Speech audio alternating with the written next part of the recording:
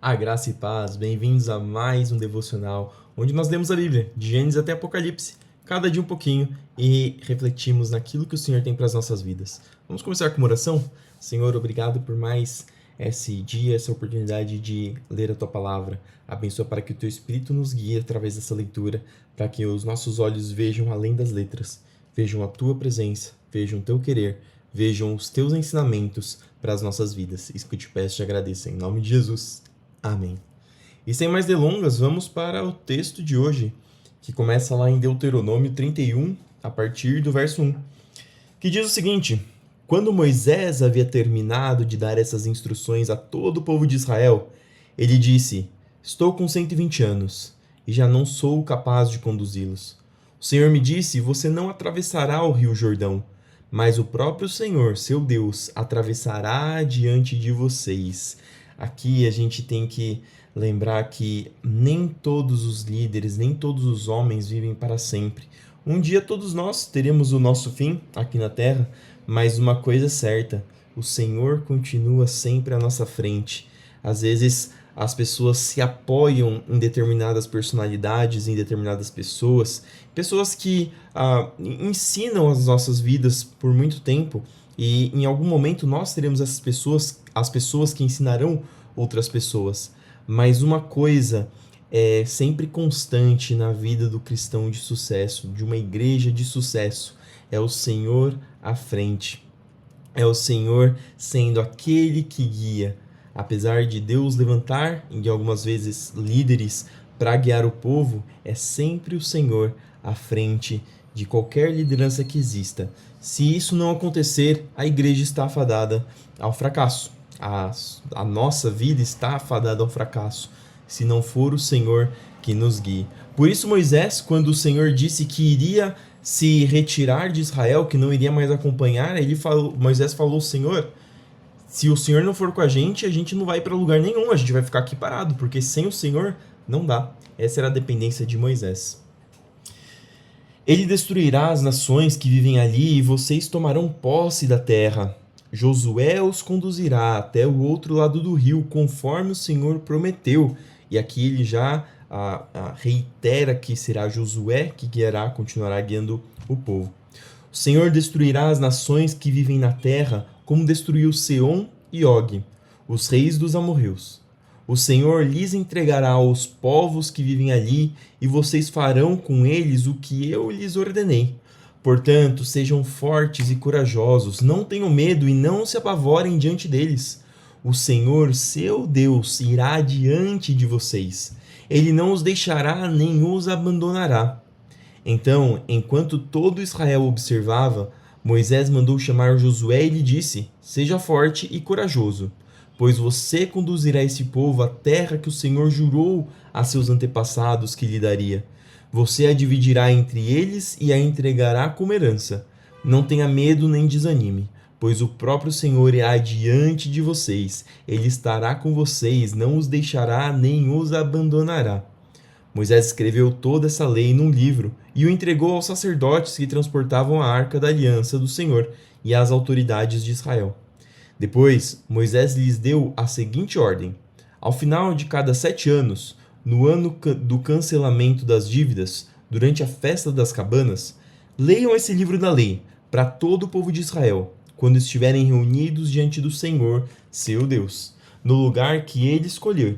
Convoquem todos, homens, mulheres, crianças e estrangeiros que vivem em suas cidades, para que ouçam este livro da lei e aprendam a temer ao Senhor, seu Deus, e a obedecer fielmente a todos os termos dessa lei.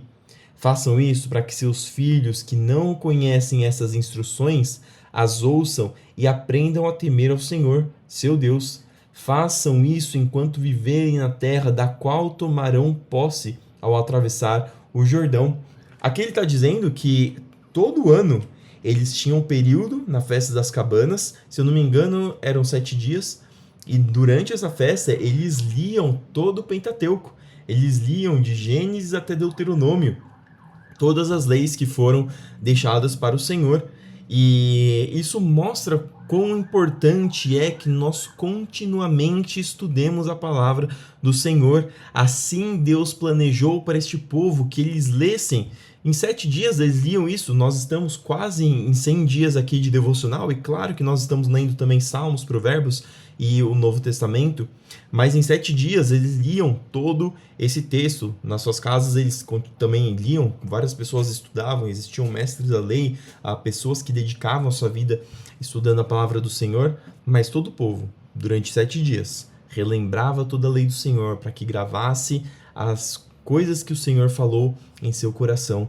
E nós também, creio que podemos extrapolar isso e ter em nossas mentes que nós devemos continuamente estar lendo a Bíblia. Ler uma vez não tem importância, lê novamente, e no ano seguinte novamente, e no ano seguinte novamente, enquanto o Senhor nos der graça, força, enquanto nossos olhos estiverem bons para enxergar, enquanto nossos ouvidos estiverem bons para ouvir a palavra do Senhor, continuamente nós iremos ler, ouvir e meditar na palavra do Senhor. É para isso que Ele deu a palavra dele, para que nós diariamente, para que nós constantemente, até as nossas forças se esvaírem, até o Senhor nos chamar, examinarmos a palavra do Senhor e gravarmos todas essas palavras em nossos corações, para que nós possamos cada dia mais servir ao Senhor mais fielmente. 14. Então o Senhor disse a Moisés: é chegada a hora de você morrer. Chame Josué e apresentem-se na tenda do encontro, onde darei minhas ordens a ele. Moisés e Josué foram e se apresentaram na tenda do encontro. O Senhor lhes apareceu numa coluna de nuvem que parou à entrada da tenda sagrada. O Senhor disse a Moisés: você está prestes a morrer e a se reunir a seus antepassados. Quando não estiver mais aqui, este povo começará a se prostituir, adorando deuses estrangeiros, os deuses da terra para onde se dirigem. Eles me abandonarão e quebrarão a aliança que fiz com eles. Então minha ira arderá contra eles. Eu os abandonarei, esconderei deles a minha face, e eles serão devorados. Aflições terríveis os atingirão, e naquele dia dirão: essas calamidades nos atingiram porque o Senhor não está mais entre nós. Naquele dia esconderei deles minha face por causa de todo o mal que praticaram, adorando outros deuses. Escrevam, portanto, as palavras dessa canção e ensinem-na aos israelitas. Ajudem o povo a aprendê-la, para que ela sirva de testemunha a meu favor contra ele e contra eles. Pois eu os farei entrar na terra que jurei dar a seus antepassados, uma terra que produz leite e mel com fartura. Lá eles se tornarão prósperos e comerão à vontade e engordarão. Contudo, começarão a adorar outros deuses. Eles me desprezarão e quebrarão minha aliança. E quando grandes calamidades lhe ocorrerem, essa canção servirá de prova contra eles, pois seus descendentes jamais se esquecerão dela. Eu conheço as intenções deles, mesmo antes de entrarem na terra que jurei lhes dar. Assim, naquele mesmo dia, Moisés escreveu as palavras da canção e a ensinou aos israelitas. Então o Senhor deu ordens a Josué, filho de Num, com as seguintes palavras: seja forte e corajoso, pois você conduzirá o povo de Israel à terra que jurei lhes dar.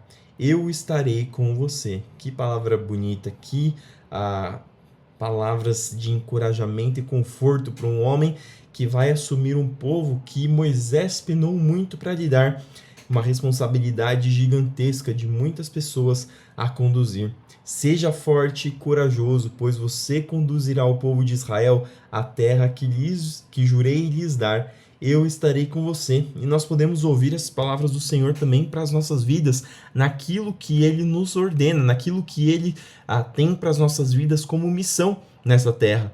Seja forte e corajoso, pois você cumprirá essa missão que eu lhe dei. Eu estarei com você. Do que você tem medo? Com que você se preocupa?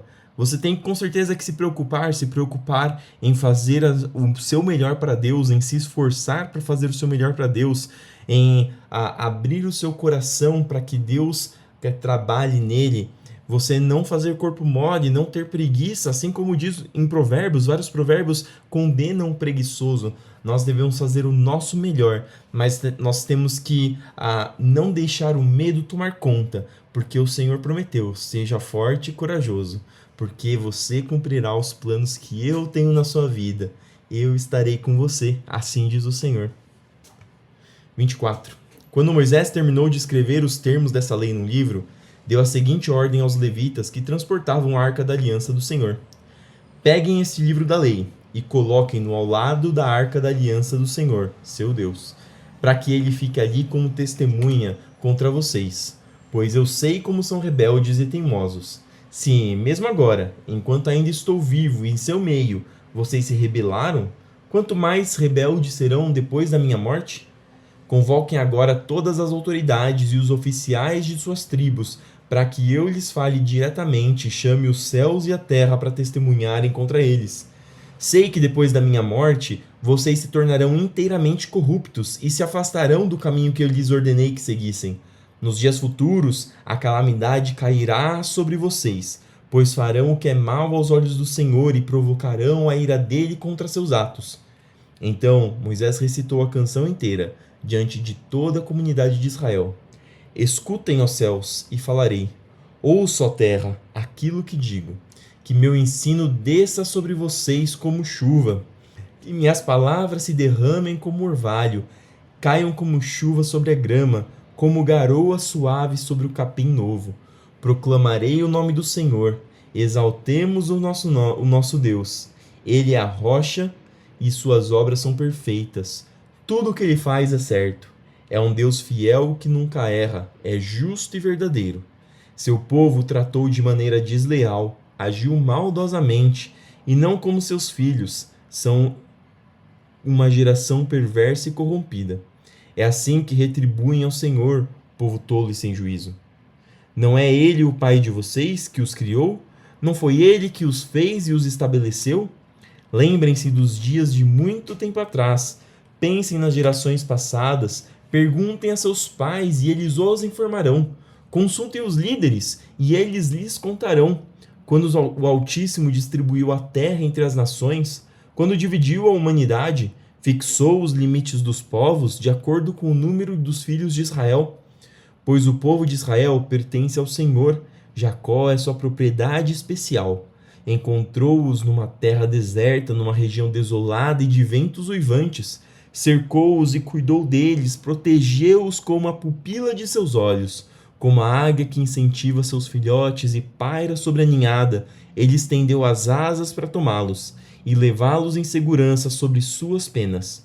O Senhor e mais ninguém os guiou, nenhum deus estrangeiro os conduziu. Ele os fez cavalgar sobre os lugares altos da terra e alimentar-se dos frutos dos campos. Nutriu-os com o mel da rocha e azeite dos altos rochedos. Alimentou-os com coalhada do gado e leite do rebanho, com a gordura dos cordeiros, de carneiros e de bodes de Bazã. Comeram o melhor do trigo e beberam do vinho mais fino que as uvas podem dar. Mas Jesurum não demorou a engordar e se rebelar. O povo se tornou pesado, corpulento e empanturrado. Então abandonaram o Deus que os criou, fizeram pouco caso da rocha de sua salvação.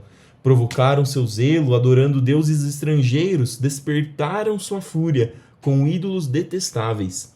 Ofereceram sacrifícios a demônios que não são Deus, a deuses que não conheciam, deuses novos, sem história, deuses que seus antepassados jamais temeram.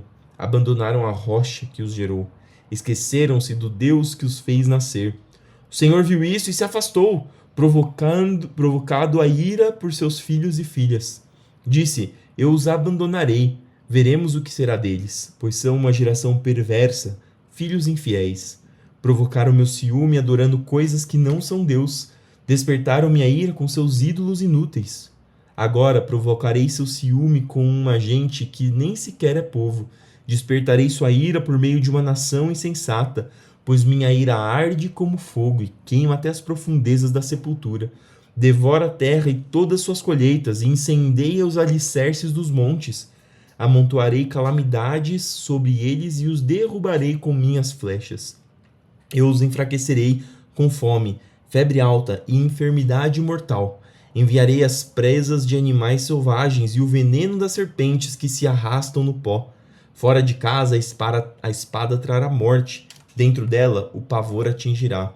Rapazes e moças, crianças e idosos, Meu desejo era aniquilá-los, apagar até sua lembrança dentre os povos. Mas temia a reação dos inimigos de Israel, que entenderiam o mal e diriam: foi o nosso poder que triunfou. O Senhor nada teve a ver com isso. Lucas 12, do 8 ao 34. Eu lhes digo a verdade: quem me reconhecer aqui diante das pessoas, o Filho do Homem o reconhecerá na presença dos anjos de Deus. Mas quem me negar aqui será negado diante dos anjos de Deus. Quem falar contra o Filho do Homem será perdoado, mas quem blasfemar contra o Espírito Santo não será perdoado. Quando vocês forem julgados nas sinagogas e diante dos governantes e das autoridades, não se preocupem com o modo como se defenderão, nem com o que dirão, pois o Espírito Santo, naquele momento, lhes dará as palavras certas. Então alguém da multidão gritou: Mestre, por favor, diga a meu irmão que divida comigo a herança de meu pai. Jesus respondeu: Amigo, quem me pôs como juiz sobre vocês para decidir essas coisas? Em seguida disse: Cuidado, guardem-se de todo tipo de ganância. A vida de uma pessoa não é definida pela quantidade de seus bens. Olha que interessante. Aqui as pessoas estão requerendo de Jesus uma decisão ou uma ordem como se ele fosse juiz. E Jesus aqui, apesar de Jesus ser Deus e ser o juiz de toda a terra, aqui Jesus como homem, ele traz um ensinamento. Ele fala: cuidado, guardem-se de todo tipo de ganância. A vida de uma pessoa não é definida pela quantidade de seus bens. E aqui ele não tenta colocar uma ordem ou tenta forçar alguma decisão sobre as pessoas. Ele diz os princípios por como a pessoa deve viver, e através desses princípios a pessoa saberia o que fazer. Então, quando ele diz: Mestre, por favor, diga ao meu irmão, quando dizem para Jesus: Mestre, por favor, diga ao meu irmão que divida comigo a herança, Jesus está falando: guardem-se de todo tipo de ganância. Vocês não deveriam estar discutindo ou perdendo tempo com essas questões que envolvem dinheiro. Sejam justos, deem valor à vida, deem valor às coisas que realmente importam, que são a vida das pessoas, o coração das pessoas, o amor, a comunhão, amar a Deus, amar ao próximo. Então, lhes contou uma parábola. Um homem rico tinha uma propriedade fértil que produziu boas colheitas. Pensou consigo: o que devo fazer? Não tem espaço para toda a minha colheita. Por fim disse: já sei, vou derrubar os celeiros e construir outros maiores. Assim terei espaço suficiente para todo o meu trigo e meus outros bens. Então direi a mim mesmo: amigo, você guardou o suficiente para muitos anos. Agora descanse, coma, beba e alegre-se. Mas Deus lhe disse: louco, você morrerá essa noite. Então, quem ficará com o fruto do seu trabalho? Sim, é loucura acumular riquezas terrenas e não ser rico para com Deus. Perdão? E olha que interessante, aqui não está condenando que não devemos ter riquezas, mas ele está dizendo que é loucura acumular riquezas terrenas e não ser ricos para com Deus, que é o que mais importa. A nossa vida aqui nessa terra, comparada com a eternidade, é um sopro. E a gente às vezes se preocupa com as coisas que vão ficar aqui nesse sopro. E não nos preocupamos com as coisas de Deus. Nós costumamos dizer na igreja: cuide primeiro das coisas de Deus e Ele cuidará das suas coisas. Porque nós precisamos nos preocupar mais com as coisas de Deus, com aquilo que é eterno, com aquilo que as traças não corroem, com aquilo que o tempo não corrói. Então, voltando-se para seus discípulos, Jesus disse: por isso eu lhes digo que não se preocupem com a vida diária, se terão o suficiente para comer ou com o corpo, se terão o suficiente para vestir, pois a vida é mais que comida e o corpo é mais que roupa. Observem os corvos, eles não plantam nem colhem, nem guardam comida em celeiros, pois Deus os alimenta. E vocês valem muito mais que qualquer pássaro. Qual de vocês, por mais preocupado que esteja, pode acrescentar ao menos 1 hora à sua vida? E se não podem fazer uma coisa tão pequena, de que adianta se preocupar com as maiores?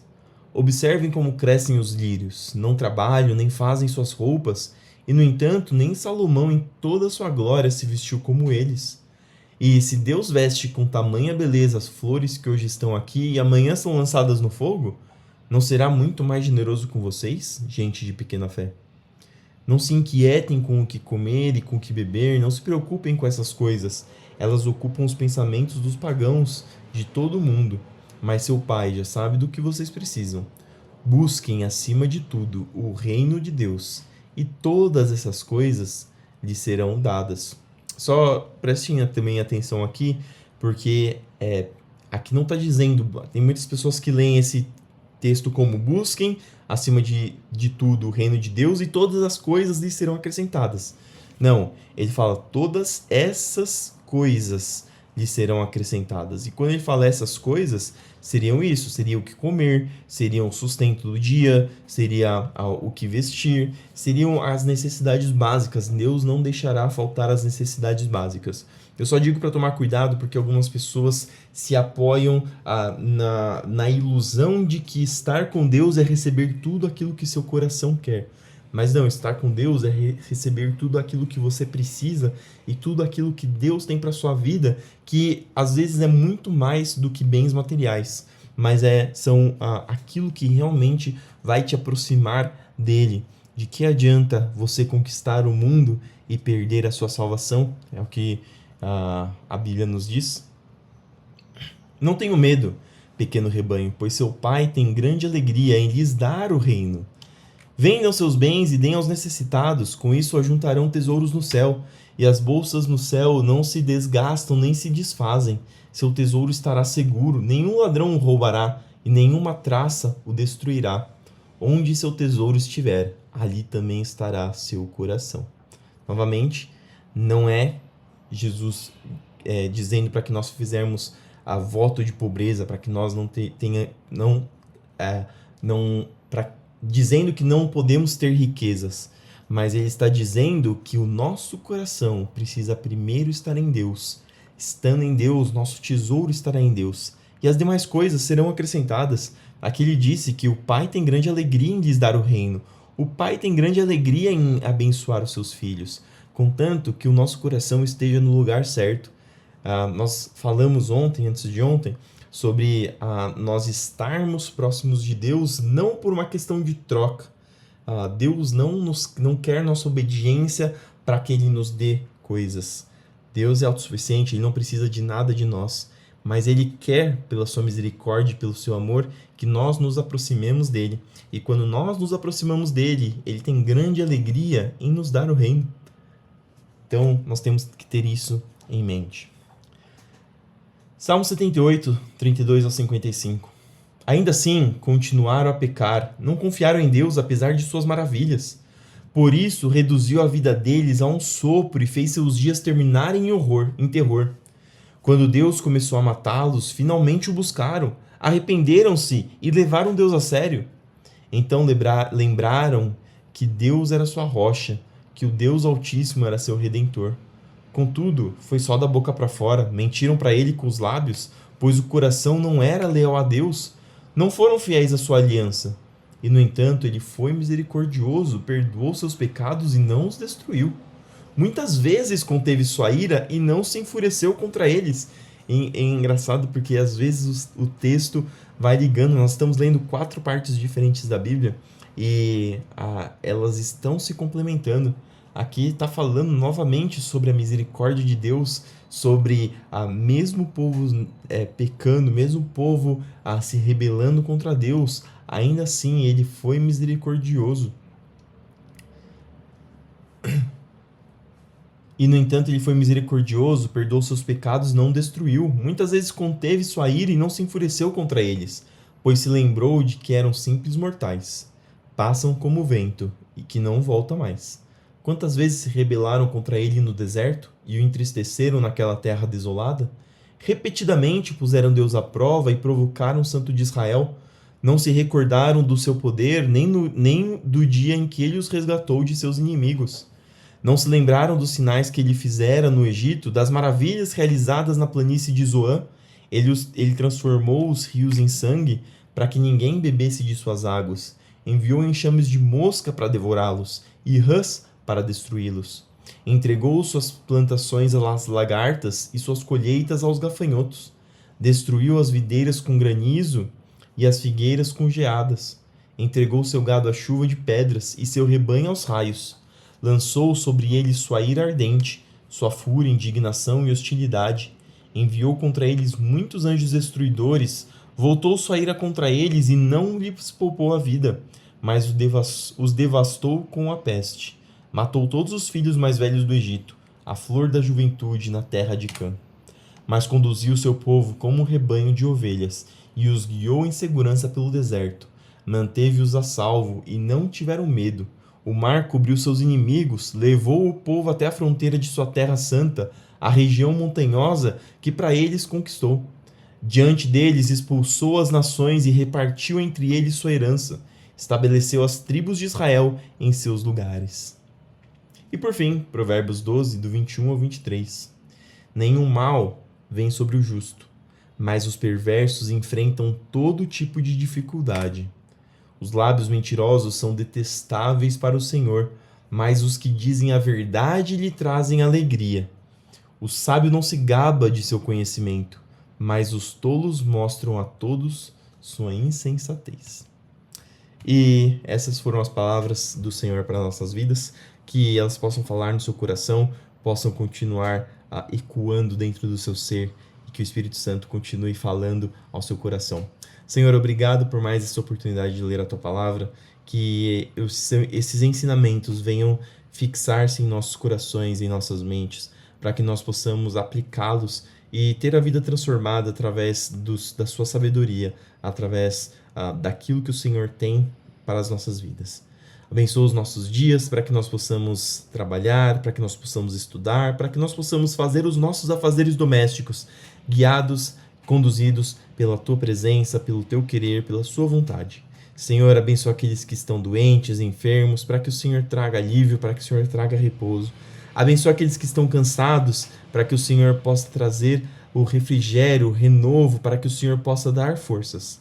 Abre portas de emprego para que o teu sustento venha a vir sobre os teus filhos, sobre os teus servos. Senhor, dê sabedoria ao seu povo, dê sabedoria à tua igreja, para que cada vez mais nós possamos nos capacitar, para que nós possamos entender mais a tua palavra e para que nessa terra nós possamos evoluir nos nossos trabalhos, para que nós possamos crescer e mostrar a tua glória através das nossas vidas.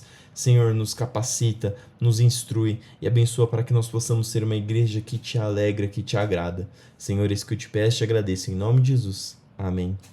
Que Deus te abençoe, que tudo que você fizer prospere, que tudo que você fizer seja para a glória do Deus glorioso e que Ele te abençoe em todas as suas empreitadas, que o seu coração esteja disposto a fazer as coisas de Deus, cuidar das coisas de Deus. E aí Ele terá o prazer de nos dar o reino. Fique com Deus e até amanhã para mais um devocional.